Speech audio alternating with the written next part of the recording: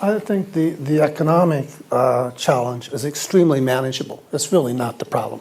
They should be focusing on the human loss and the social cost of this. But this is a manageable economic problem.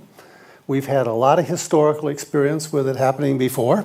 It takes a while for things to get going. But Japan is probably the most experienced group of people in trying to deal with the economic effects of this. For reference, the Kobe disaster was estimated to be about a loss of about $100 billion. This one looks like it's going to be in the neighborhood of 200 to 300 billion, but those are pretty crude estimates. People are just guessing. But at that magnitude, you're talking something around 4 to 5% of the GDP, 1 or 2% of Japan's wealth. That's not a great big number that you get. In the short run, the effects will be the infrastructure's been disrupted, transportation, but it's being restored. Within a few months, most of that should be completed. There was a huge loss of housing. They'll have to move these people somewhere in Japan to find them at least temporary housing. But those are all solvable problems.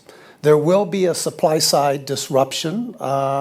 It looks like the industries that were most affected is electronics. They were in the northern part.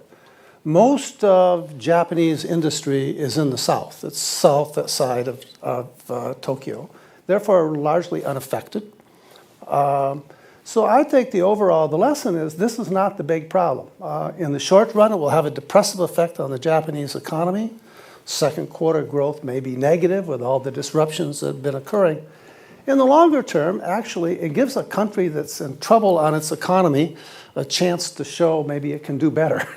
There will be a big stimulus. If there's one thing Japan can do, it's a very rich country, and it is easy for them to afford the rebuilding costs that they'll have to pay. In the short run, that will end up have a stimulative effect on the Japanese economy. It will give them some energy over the next year or two.